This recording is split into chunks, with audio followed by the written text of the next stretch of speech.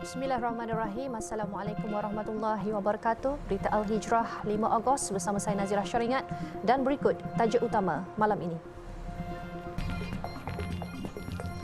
Ibu tempatan bapa warga asing, anak bukan warga negara. Juga 5 syarikat bekal ayam langgar syarat.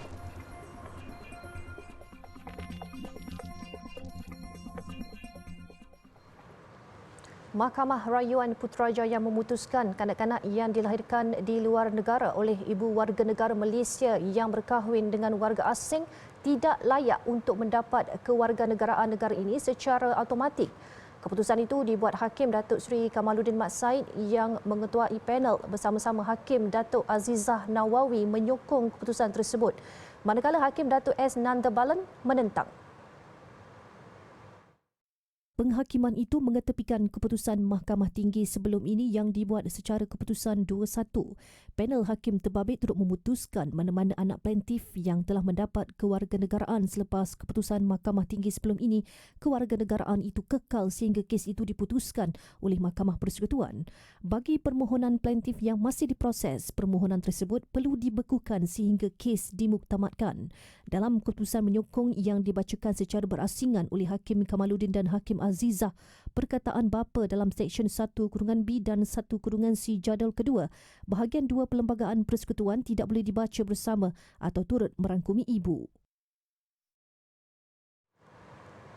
5 syarikat pengisar makanan berkaitan bekalan ayam dikesan melanggar Seksyen 4 Akta Persaingan 2010 dengan terbabit Perjanjian Anti Persaingan atau lebih dikenali sebagai Perjanjian Kartel. Ketua Pegawai Eksekutif Suruhanjaya Persaingan Malaysia MyCC Iskandar Ismail berkata, melalui perjanjian terbabit, kelima syarikat itu dikesan menaikkan kuantum harga makanan ternakan ayam di negara ini. 5 syarikat pengisar makanan itu adalah Dindings Poultry Development Centre Sinan Berhad, FFM Berhad, Gold Coin Feed Mills Malaysia Sinan Berhad, Leong Hub Feed Mill Malaysia Sinan Berhad dan PK Agro Industrial Products Malaysia Sinan Berhad. Syarikat tersebut dikesan melakukan kesalahan dengan memasuki perjanjian anti persaingan dan amalan bersepadu dalam menaikkan kuantum harga makanan ayam yang mengandungi kacang soya dan jagung sebagai bahan utamanya. Perusahaan-perusahaan tersebut telah melanggar Seksyen 4 Akta Persaingan 2010 dengan memasuki perjanjian anti persaingan dan atau amalan bersepadu dalam menaikkan kuantum harga makanan ayam yang mengandungi kacang soya dan jagung sebagai bahan utamanya di antara awal tahun 2020 sehingga pertengahan 2022. Hasil penyiasatan mendedahkan bahawa maklumat perdagangan sensitif yang dikongsi antara perusahaan itu dilihat berpotensi untuk mengganggu persaingan dalam pasaran.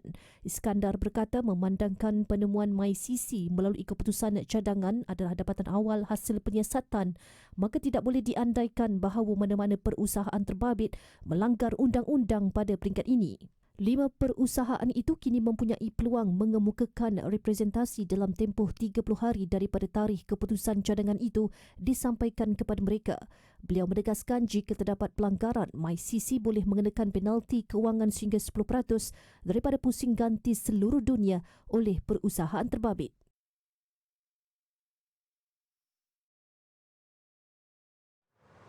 Seorang kanak-kanak lelaki jengkut antas 10 tahun dikuatiri lemas selepas perahu dinaiki bersama keluarga karam di Sungai Rajang di seberang Pekan Kapit. Kejadian 9.45 pagi itu berlaku apabila enjin perahu dinaiki 4 sekeluarga itu menghadapi masalah. Menurut bapa mangsa Antas Agang, ketika mereka dalam perjalanan untuk menyeberang sungai ke Pekan Kapit, enjin perahu tiba-tiba terhenti dan gagal dihidupkan semula. Perahu itu hanyut dalam arus deras lalu terlanggar tongkang yang sedang berlabuh di tebing sungai. Akibat pelanggaran itu, perahu yang dinaiki keluarga terbabit karam. Antas bersama isteri dan seorang lagi anak mereka berjaya menyelamatkan diri manakala jenggot hilang. Operasi mencari dan menyelamat SAR diaktifkan membabitkan 10 anggota dari Balai Bomba dan Penyelamat Kapit serta anggota polis.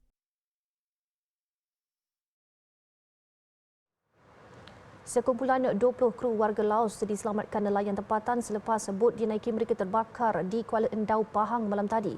Kejadian berlaku kira-kira 9.30 malam di kedudukan 13.7 Batu Nautika Timur Laut Kuala Endau, dipercayai berpunca kebakaran di bahagian enjin sebelum merebak ke semua bahagian bot. Pengarah Zon Maritim Mersing Komander Maritim Khairul Nizam Misran berkata, semua mangsa diselamatkan bot nelayan tempatan yang berada berhampiran lokasi itu terlebih dahulu. Pihaknya kemudian menyalurkan maklumat kepada Maritime Rescue Subcenter MRSC Johor Bahru mengenai sebuah bot nelayan yang telah terbakar. Bot ronda kelas perkasa dikerah ke lokasi kejadian dan mendapati semua mangsa tidak mengalami sebarang kecederaan. Mereka dibawa ke pos maritim Teluk Gading untuk diserahkan kepada majikan bagi tindakan selanjutnya. Butiran usia mangsa belum diketahui, namun mereka mempunyai pengenalan diri yang sah. Pasukan khas siasatan tragedi Baling mendedahkan banjir puing yang berlaku di 12 kampung di daerah itu sehingga meragut 3 nyawa adalah disebabkan fenomena proses geologi berangkai.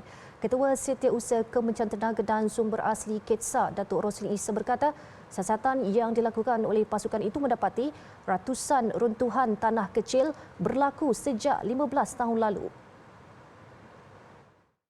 Tanah runtuh serentak secara meluas itu katanya berlaku di teren perbukitan granit terlulu hawa. Beliau berkata dalam sesi taklimat laporan kajian bencana geologi banjir puing 2022 Sungai Kupang Baling Kedah kepada media siang tadi. Menurutnya, ia akibat cetusan hujan lebat melampau di Gunung Inas diikuti pembentukan aliran puing, banjir puing dan banjir lumpur. Anggaran berdasarkan kuantiti bahan puing di dalam alur sungai selepas bencana menunjukkan jumlah air sebanyak 11 juta meter padu menggambarkan curahan hujan berlaku sekitar 290 mm per jam.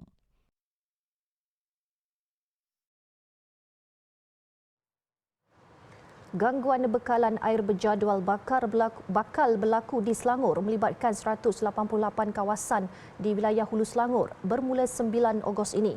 Perkara ini berlaku susulan Air Selangor akan melaksanakan kerja-kerja penambahbaikan dan penyelenggaraan aset di loji rawatan air Sungai Rasak. Air Selangor dalam kenyataannya berkata pelaksanaan kerja-kerja ini bakal menyebabkan gangguan bekalan air berjadual di beberapa kawasan di wilayah Hulu Selangor. Kerja-kerja pembaikan bermula pada pukul 10 pagi 9 Ogos dan dijangka akan pulih sepenuhnya pada pukul 1 pagi 11 Ogos. Pengguna dinasihatkan agar menyimpan air secukupnya untuk kegunaan seisi rumah dan pastikan semua bekas simpanan air ditutup.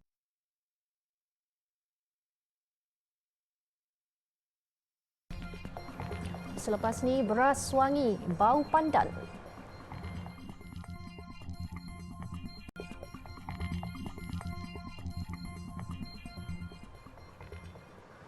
Alhamdulillah, bertemu kembali.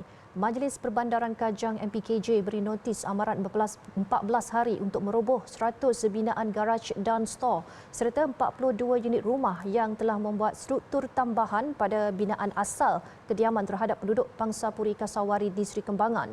Pengarah Unit Perancangan Korporat dan Perhubungan MPKJ Kamarul Izlan Sulaiman berkata, arahan itu dikeluarkan bertarikh 4 Ogos di bawah Akta Jalan Parit dan Bangunan 1974, Akta 133. Tambah Kamarul Izlan, pihak MPKJ memandang serius kerja-kerja ubah suai dan tambahan binaan struktur bangunan kawasan strata MPKJ tanpa kebenaran dan kelulusan pihak berkuasa tempatan PBT. Kami, Majlis Perbandaran Kajang, tidak teragak-agaklah untuk mengambil tindakan yang tegas terhadap pemilik rumah yang melakukan kerja-kerja pengubahsuaian dan pembinaan tanpa kebenaran daripada pihak Majlis Perbandaran Kajang. Minta kerjasama penduduk supaya patuhi arahan notis tersebut untuk membuka atau merobohkan apa-apa struktur yang dibuat tanpa kebenaran Majlis Perbandaran Kajang.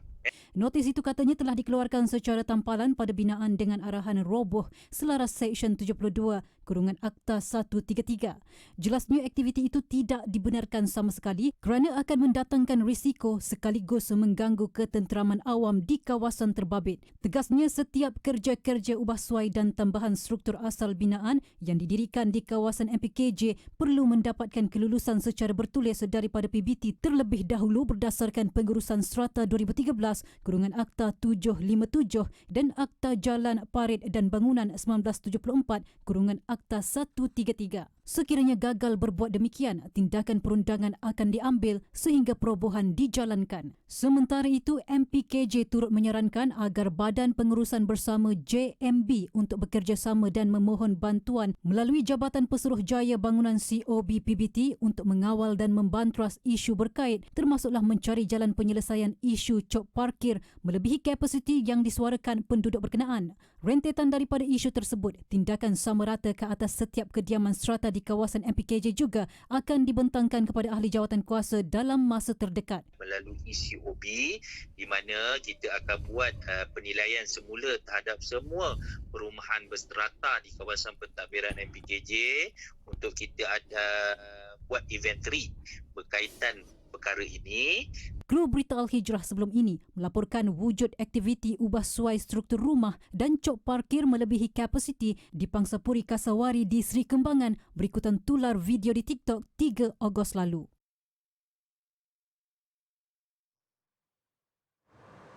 Hampir 50,000 modal insan Bumi Putra berjaya dilahirkan melalui lebih 370 program di bawah Yayasan Peneraju Pendidikan Bumi Putra atau Yayasan Peneraju.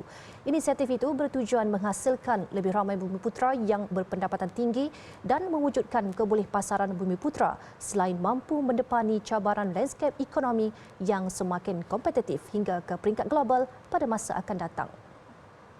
Program-program itu dilaksanakan dalam tempoh 10 tahun penubuhannya pada Mesyuarat Agung Tahunan AGM yang dipengerusikan Perdana Menteri Datuk Seri Ismail Sabri Yaakob merangkap ahli Yayasan Peneraju. Turut hadir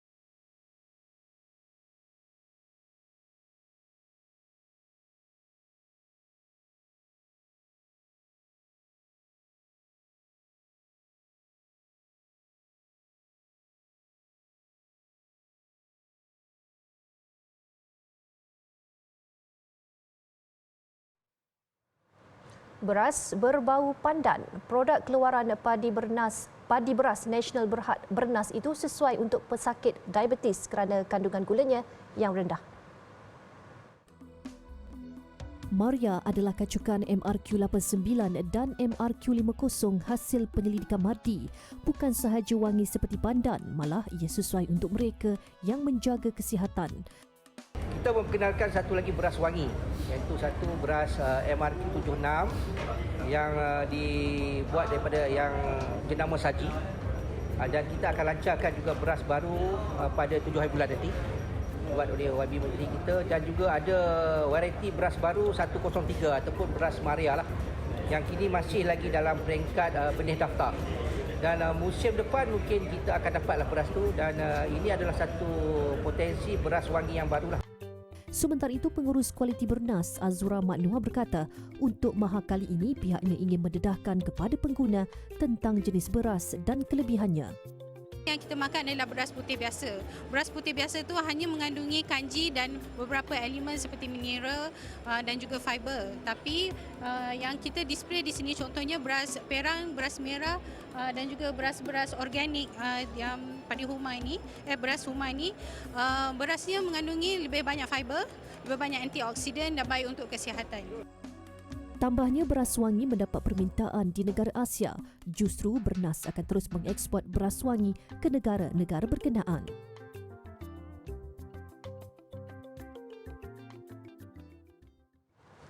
Syarikat Eco-Farmaceutical Halal Bumiputra Jadin Pharma Berhad JPB yang memproses bahan alami ke sektor farmaseutical pertama di Malaysia jalin kerjasama dengan pelbagai syarikat antarabangsa termasuk perjanjian persefahaman bersama FIFA World Cup Qatar 2022, Kenya dan Kerajaan Arab Saudi bagi mengembangkan lagi sayap industri farmaseutical ke peringkat antarabangsa.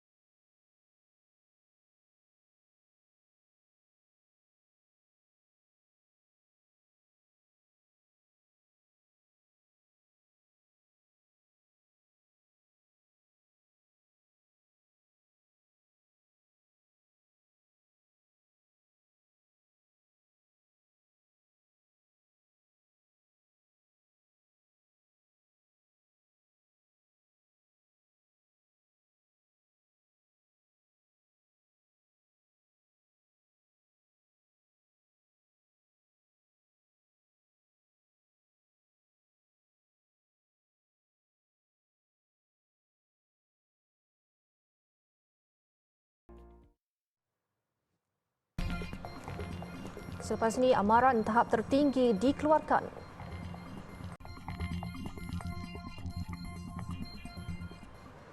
Alhamdulillah, masih bersama berita Al-Hijrah, kita ke laporan luar negara.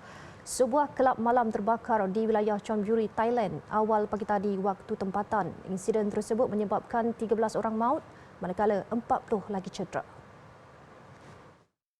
Kejadian berlaku sekitar jam 1 pagi di kelab malam Mountain Bee di daerah Sat Tahib. Menurut bomba, api merebak dengan pantas menyebabkan orang ramai berpusu-pusu keluar dari premis berkenaan. Bagaimanapun, ramai mangsa maut ditemui di bahagian pintu keluar dan tandas premis berkenaan dengan keadaan mayat yang rentung.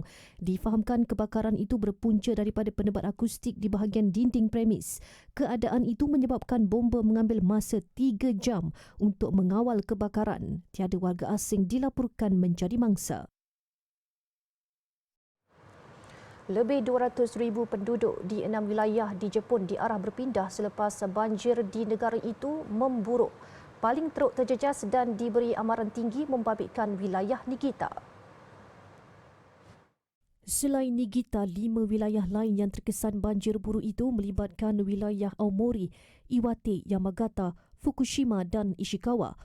Air sungai membawa lumpur dan longgokkan kayu mengalir deras ke arah penempatan penduduk serta menenggelamkan kediaman dan bangunan. Pihak berkuasa juga mengeluarkan amaran banjir mungkin menjadi lebih teruk. Ada juga kawasan mengalami bencana tanah runtuh akibat hujan lebat. Insiden itu telah menyebabkan beberapa jalan utama terhalang. Walaupun belum ada mangsa maut dilaporkan, namun terdapat kes orang hilang. Ribuan minyak masak paket yang ditemukan terapung di perairan Indonesia adalah disebabkan oleh kemalangan kapal kargo mengangkut bahan keperluan asas. Menurut Kementerian Perdagangan Indonesia, kejadian yang melibatkan minyak masak paket berjenama Fortune itu berlaku di wilayah perairan Riau. Memetik laporan berita Detikcom, Ketua Pengarah Perdagangan Dalam Negeri Shailendra berkata insiden itu disahkan pengeluar minyak masak berkenaan. Shailendra turut mengirimkan sebuah video kepada Detikcom mengenai nahas kapal kargo Aneka Maju yang terjadi di Selat Melaka, perairan Riau. Jelas beliau, kejadian itu bukan berlaku di Laut Jawa namun di Riau. Sejak beberapa hari lepas, tular di media sosial mengenai penemuan ratusan paket minyak masak terapung di perairan Indonesia dan menimbulkan tanda tanya pelbagai pihak. Dan ada yang menyifatkan ia merupakan minyak masak paket subsidi dari Malaysia. Kemalangan kapal kargo sering terjadi di perairan itu disebabkan faktor cuaca dan teknikal. Gelombang haba yang melanda seluruh Britain baru-baru ini menyebabkan berjuta-juta ayam ternakan kilang mati. Namun tiada tindakan pantas dilakukan bagi melindungi haiwan-haiwan itu daripada suhu tinggi. Ayam-ayam ternakan yang ditempatkan dalam bangsal tertutup itu mati akibat kepanasan melampau apabila suhu mencecah 45 darjah Celsius. Sesetengah penternak lebih rela ternakan mereka mati dan tidak begitu bersungguh untuk menyejukkan bangsal yang menempatkan haiwan tersebut. Bangsal tersebut juga dipenuhi najis ayam yang sangat banyak akibat simptom cirit-birit disebabkan gelombang haba. Pengusaha ladang dikatakan rela membiarkan haiwan itu mati kepanasan dan dilupuskan berbanding melabur untuk langkah pencegahan seperti pengudaraan yang lebih baik di bangsal.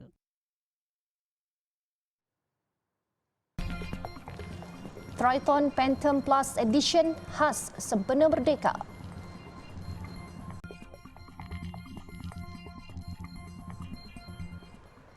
Sempena Hari Kemerdekaan ke-65, Ion Automat Sdn Bhd yang terletak di Klan Mary Shah Alam lancar Triton Phantom Plus Edition keluaran Mitsubishi kepada orang awam mulai esok. Menurut pengurus jualan Satir Ahmad Kunjo, pengeluaran kereta edisi terhad tersebut melambangkan semangat patriotik dalam kalangan pembeli kenderaan pacuan 4 roda berkenaan.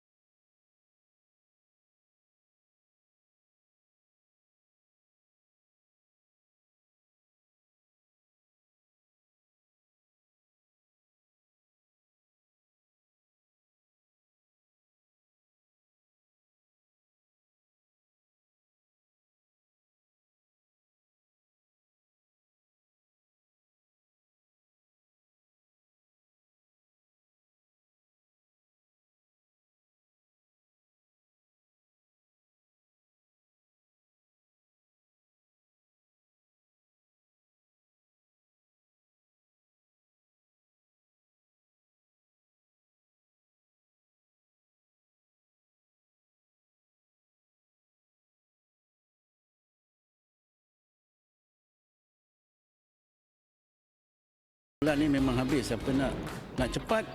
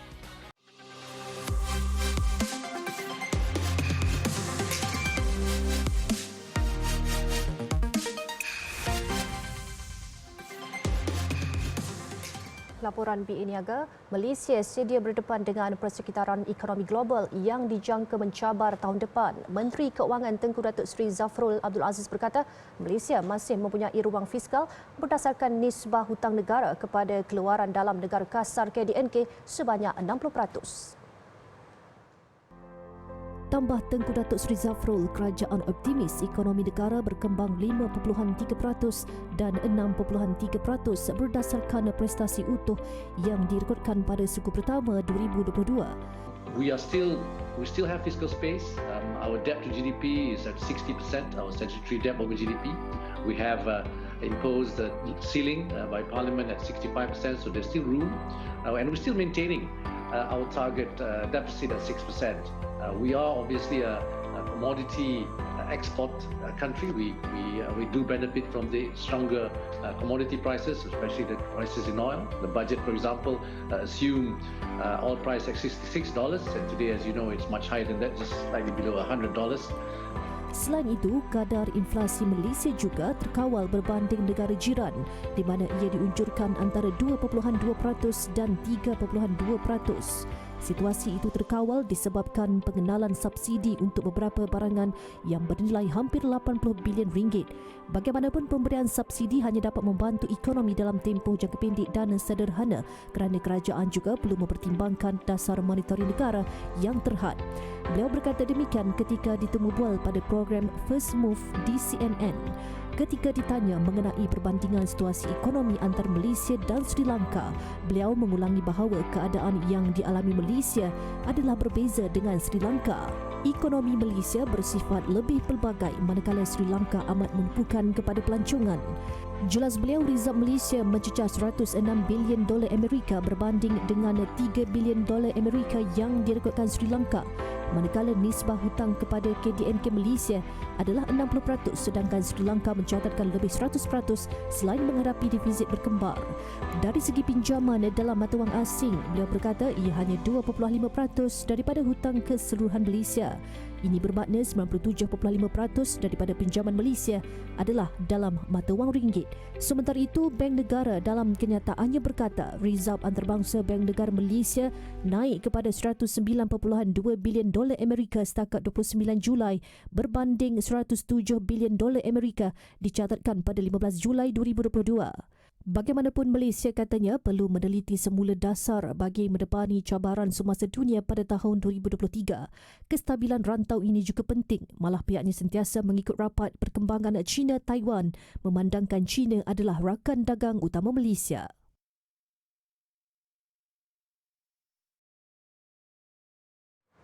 Dengan itu, sekian berita Al-Hijrah. Tonton Globe Al-Hijrah Arab yang berkisar Politik Iraq 8.45 malam ini serta program Gema Haflah 9 malam ini. Dan jangan lupa ikuti kami di pelbagai platform media sosial seperti Facebook, Instagram, Twitter, YouTube dan TikTok. Dan jangan ketinggalan layari alhijrahnews.com untuk lagi berita-berita pilihan dan eksklusif. Saya Nazira Syaringan. Assalamualaikum dan selamat malam.